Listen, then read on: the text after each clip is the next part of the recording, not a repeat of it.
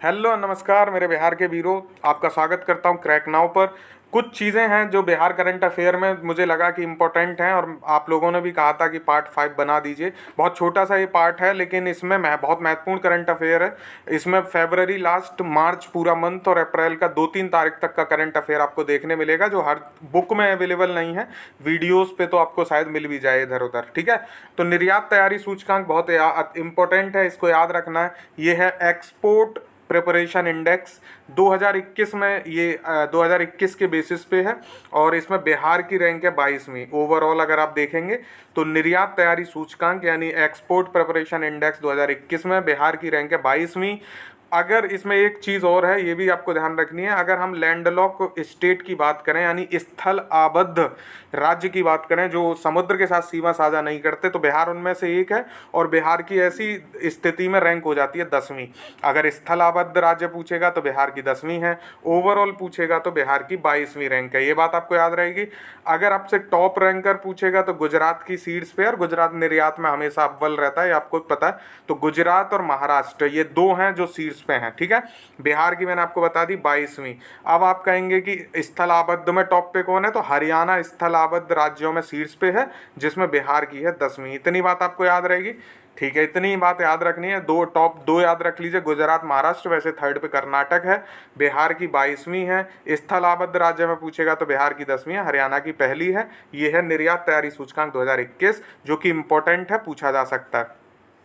अगला क्वेश्चन है Bihar startup conclave. तो बिहार स्टार्टअप कॉन्क्लेव ये 12 मार्च को आयोजित किया गया। बिहार में डेट भी पूछ लेता है। तो 12 मार्च 2022 को शाहनवाज हुसैन है उद्योग मंत्री बिहार के, उन्होंने इसका उद्घाटन किया है पटना में। ये भी ध्यान रखना है कहाँ हुआ है Bihar startup conclave, very most important thing है। और इसमें पटना में लिखना भूल गया हूँ, तो आप पटना याद रखिएगा। बिहार स्टार्टअप कॉन्क्लेव हुआ है पटना में आयोजित, और इसका उद्घाटन किसने किया है? शाहनवाज हुसैन ने किया, जो कि उद्योग मंत्री हैं बिहार सरकार में। तो मंत्रियों का मैंने बता दिया है आपको आधी से ज़्यादा चीज़ें। जो 3 महिला मंत्री हैं उनका नाम आप याद रखिएगा, ठीक है। एक तो डिप्टी सीएम है रेणु देवी। तो शाहनवाज हुसैन उद्योग मंत्री बिहार। और अब आपसे पूछ सकता है बिहार स्टार्टअप कॉन्क्लेव से जोड़ के ही कि जो है बिहार में उद्योग नीति कब लागू हुई थी। तो बिहार में उद्योग नीति लागू हुई थी 2017 में, बिहार स्टार्टअप नीति, ठीक है। ये याद रखना, उद्योग नीति नहीं, बिहार में बिहार स्टार्टअप नीति लागू हुई थी 2017 में। ये बात भी आपको याद रखनी है। ऐसे क्वेश्चन पूछे जाते हैं कि कौन सी स्कीम कब शुरू हुई, ठीक है। तो शाहनवाज हुसैन ने बिहार स्टार्टअप कॉन्क्लेव का उद्घाटन किया है, उद्योग मंत्री हैं ये बिहार में, और पटना में ये हुआ। अगला है frog walk app. Frog walk app बहुत महत्वपूर्ण ऐप है, और इसका जो है निर्माण किया गया है निर्मल देव जी द्वारा। और निर्मल देव जी हैं खगड़िया भागलपुर से संबंधित।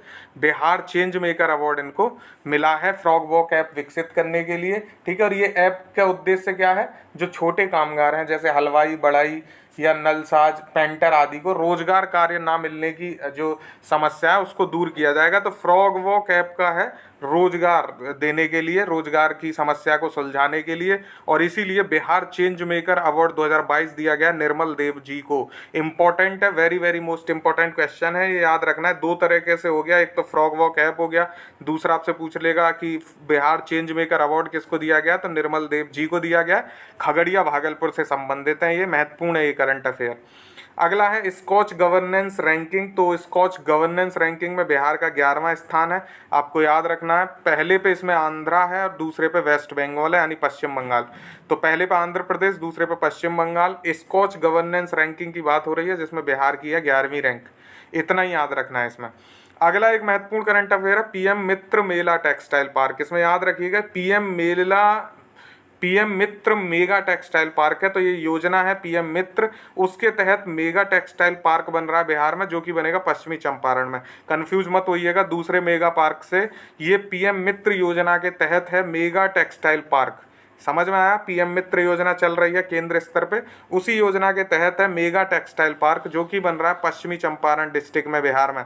इंपॉर्टेंट है, याद रखना है, पीएम मित्र मेगा टेक्सटाइल पार्क। अगला है वित्तीय साक्षरता कार्यक्रम, बहुत महत्वपूर्ण है। आरबीआई के द्वारा ये चलाया जा रहा है पटना में। वित्तीय साक्षरता कार्यक्रम आरबीआई द्वारा चलाया जा रहा है पटना में। तो वित्तीय साक्षरता मतलब ये क्या होगा? बैंकिंग से संबंधित जागरूकता के लिए है, साक्षरता के लिए है। आरबीआई द्वारा चलाया गया है पटना में। थीम इसकी क्या थी? थीम भी पूछ सकता है। तो गो डिजिटल गो सिक्योर, ठीक है, डिजिटल भी जाइए और सुरक्षित तरीके से भी जाइए, ये इसकी थीम थी, गो डिजिटल गो सिक्योर। आरबीआई द्वारा चलाया गया पटना में वित्तीय साक्षरता कार्यक्रम, बस इतना ही याद रखना है। अगला दो नाम है, दो तीन नाम इनको भी याद रखिएगा। मनन मिश्रा हैं, ये गोपालगंज से हैं, मनन कुमार मिश्रा पूरा नाम है इनका, इंपॉर्टेंट है। ये बन गए बार काउंसिल ऑफ इंडिया के अध्यक्ष, हो सकता है आपको पता हो।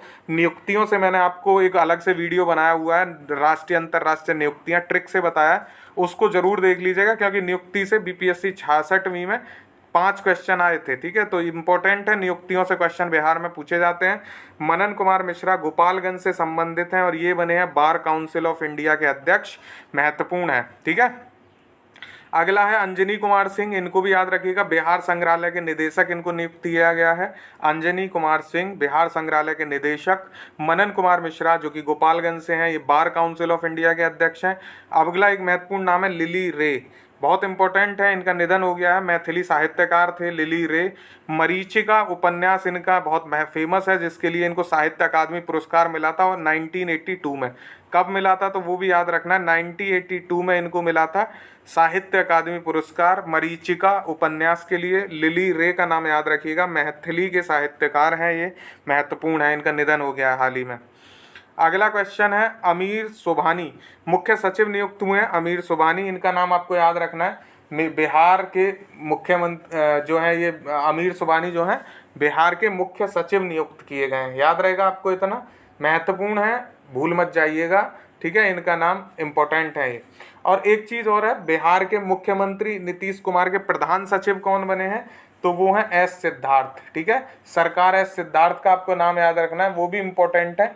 सरकार क्या है, मैंने आपको बताया अभी, एस सिद्धार्थ, और वो कौन है एस सिद्धार्थ, बिहार के जो मुख्यमंत्री नीतीश कुमार उनके प्रधान सचिव हैं, तो एस सिद्धार्थ का नाम भी याद रखिएगा, मैं लिख देता हूँ एस सिद्धार्थ, ठीक है।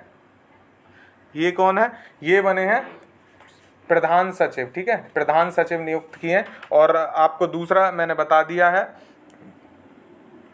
अमीर सुबहानी ये मुख्य सचिव हैं, ठीक है, अमीर सुबहानी जो है ये मुख्य सचिव हैं, इनको भी आपको याद रखना है।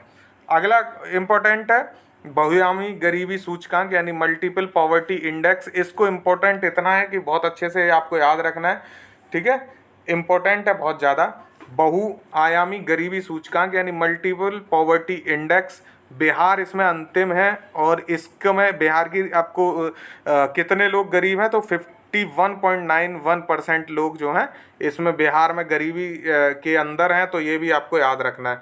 बहुआयामी गरीबी सूचकांक बहुत इंपॉर्टेंट है, मल्टीपल पॉवर्टी इंडेक्स, बिहार इसमें अंतिम है, ये बात आपको याद रखनी है। कितने लोग गरीब हैं, तो 51.91%। किशनगंज जो है सबसे गरीब जिला है, याद रखना है आपको, सबसे ज़्यादा गरीबी कहाँ है, किशनगंज में है, और दूसरे नंबर पे अररिया में है। टॉप 2 तो याद होने ही चाहिए, किशनगंज और अररिया में सबसे ज़्यादा गरीबी है।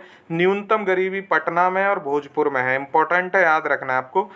बहुआयामी गरीबी सूचकांक में अगर जिला पूछेगा तो किशनगंज जिला सबसे गरीब है, फिर दूसरे नंबर पे अररिया है। न्यूनतम गरीबी में पटना सबसे कम गरीब है, और भोजपुर जो है वो दूसरे नंबर पे है, ठीक है। तो प्रति व्यक्ति आय में जबकि चेंज हो जाता है, तो इसलिए ये इंपॉर्टेंट है, याद रखना है आपको कि ये अलग है।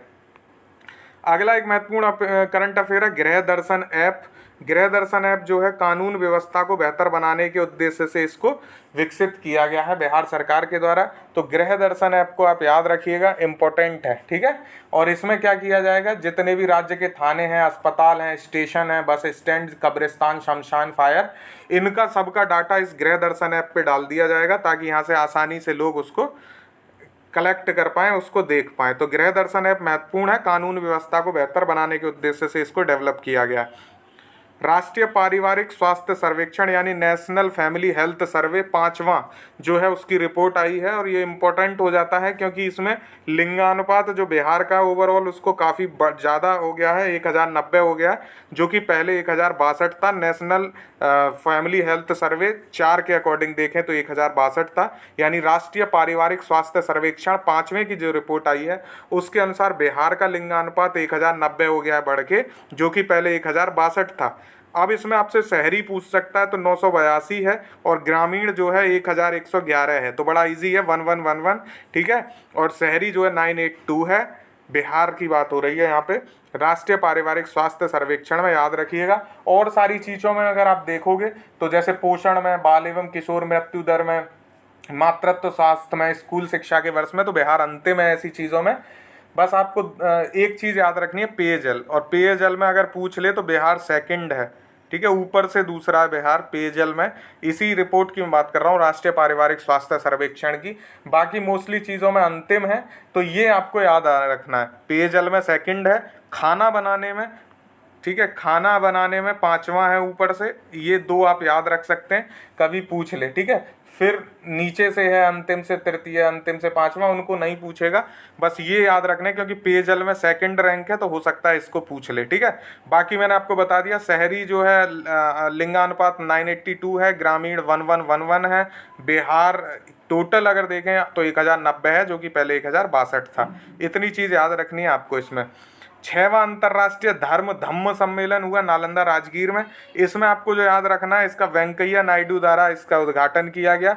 6वां अंतर्राष्ट्रीय धर्म धम्म सम्मेलन, इसमें हो सकता है आपसे इसका वो भी पूछ ले कि थीम क्या है, तो कोविड संक्रमण के बाद विश्व व्यवस्था के निर्माण में धर्म धम्म परंपराएं, याद रहेगा आपको, बड़ा इजी है।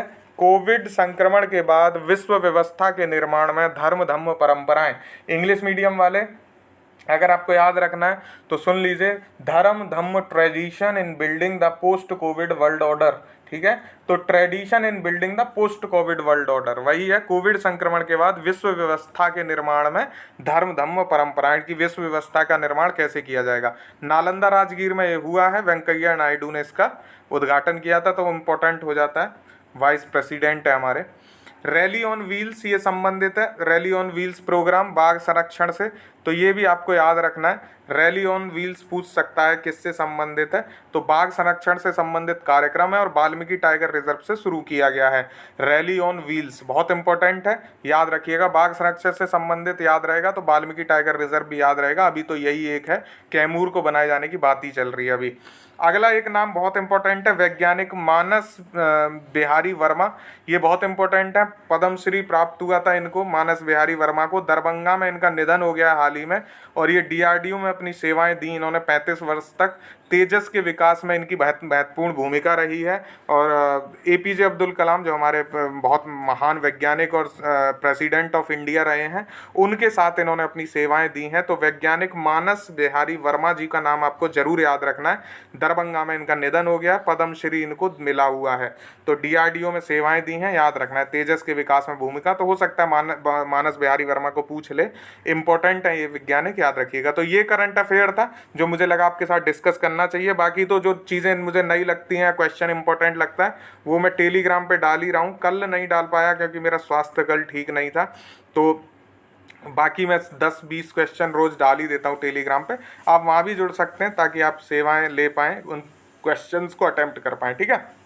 बाकी पीडीएफ इसका टेलीग्राम पे ही मिल जाएगा। और शाम को भी मैं एक वीडियो आज बना दूंगा ताकि आपका जल्दी से मैं कवर करा सकूं और आपका करंट अफेयर पूरा हो जाए। तो अब नेशनल करंट अफेयर की वीडियोस मैं कल, आज शाम को आपको एक दे दूंगा और एक कल दे दूंगा, उसी के बाद नेशनल भी कंप्लीट हो जाएगा। फिर उसके बाद प्रीवियस ईयर पेपर्स या 150 क्वेश्चन की जो बात हुई है वो मैं दूंगा आपको, ठीक है। तो thank you so much for watching, all the best for your exam, have a good day, जय हिंद।